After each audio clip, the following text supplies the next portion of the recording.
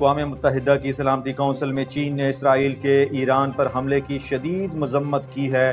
چینی مندوب فو کانگ نے کہا ہے کہ اسرائیل نے ایران کی خود مختاری کے خلاف ورزی کی ہے اور ایسے اقدامات کے سنگین نتائج اسرائیل کو بھی بھگتنا ہوں گے۔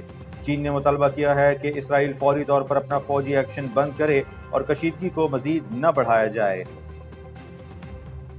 ایرانی جوہری توانائی تنظیم کے ترجمان بہروز کمال وندی نے تصدیق کی ہے کہ نیتنز جوہری تنصیب سے تابکاری کا اخراج ہوا ہے۔ ان کے مطابق تابکاری کا پھیلاؤ تنصیب کے باہر نہیں ہوا، تاہم اندرونی سطح پر اس کی صفائی ضروری ہے۔ IAEA نے پہلے ہی نیتنز کے یورینیم افزودگی پلانٹ کے مکمل تباہ ہونے کی تصدیق کر دی تھی۔ ایران نے اسرائیل پر وقفے سے شدید میزائل حملے کر دیے، جنہیں آپریشن وعدہ صادق سوئم کا نام دیا گیا ہے۔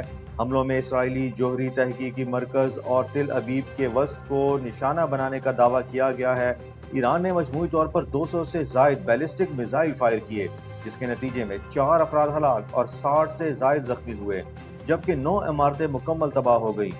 ایرانی میڈیا کا دعویٰ ہے کہ ایرانی دفاعی نظام نے 2 اسرائیلی طیارے بھی مار گرائے اور ایک خاتون پائلٹ کو گرفتار کیا ہے۔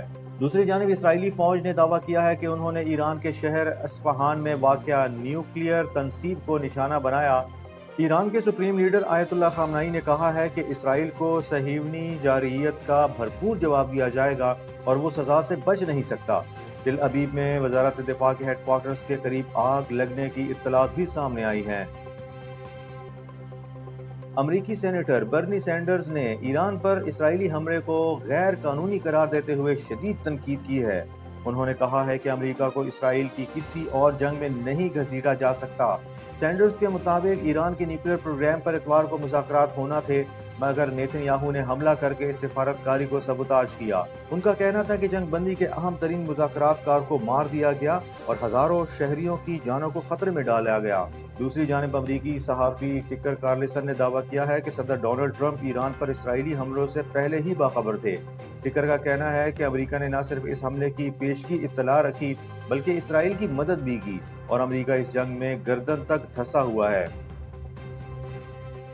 ایران اور اسرائیل کے درمیان کشیدگی کے باعث فضائی سفر بھی متاثر ہوا۔ نجف سے کراچی، باکو سے لاہور اور کراچی سے جدہ جانے والی 7 پروازیں منسوخ کر دی گئیں۔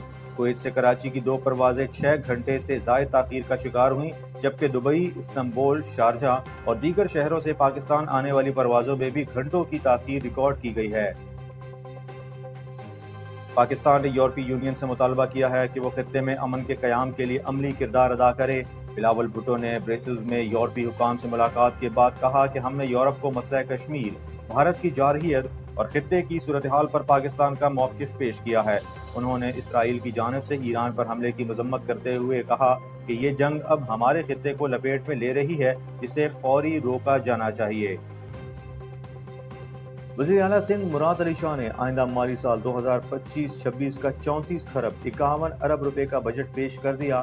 بجٹ میں گریڈ 1 سے 16 تک کے ملازمین کی تنخواہوں میں 12%، افسران کی تنخواہوں میں 10% اور پینشن میں 8% اضافہ شامل ہے۔ 5 قسم کے ٹیکسز ختم کرنے کا اعلان بھی کیا گیا ہے، جن میں پروفیشنل ٹیکس اور انٹرنیٹ ڈیوٹی شامل ہے۔